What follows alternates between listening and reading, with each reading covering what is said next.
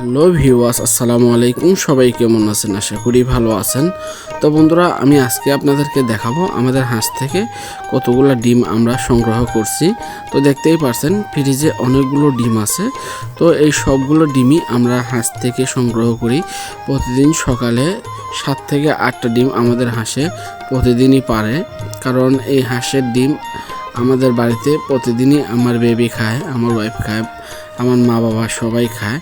তার জন্য হয়তো এখানে কম আছে। তো আমরা হাঁসের ডিম বিক্রি করি না, এখন তো শুধু হাঁসের ডিম।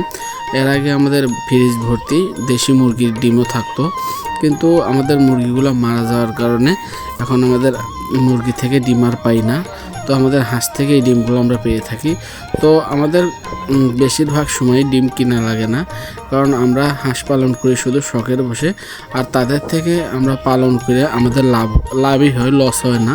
তো আমাদের বাড়ির চারপাশে যে মানুষ আছে তারা সবাই আমাদের বাড়িতে এসে হাঁসের জন্য ভাত দিয়ে দেয়। আর আমাদের এলাকার লোক ভাতটা বেশি রান্না করে, তার জন্য ড্যাম ভর্তি ভাত আমি এর আগের ভিডিওতে আপনাদেরকে দেখিয়েছি।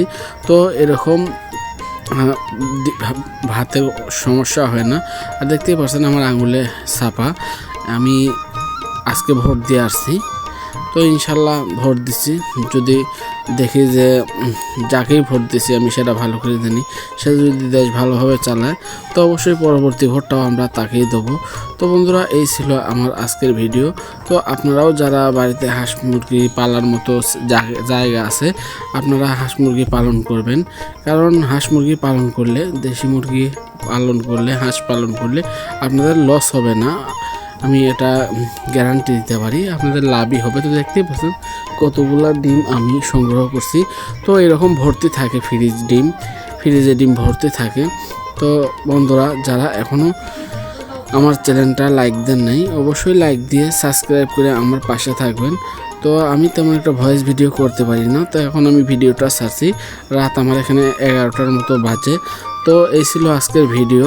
তো অবশ্যই আমার চ্যানেলটা বন্ধুরা সাবস্ক্রাইব করবেন, লাইক দিয়ে আমার সঙ্গে থাকবেন। সবাই সুস্থ থাকবেন, ভালো থাকবেন। আল্লাহ হাফেজ। এই ছিল আজকের ভিডিও, এই পর্যন্তই।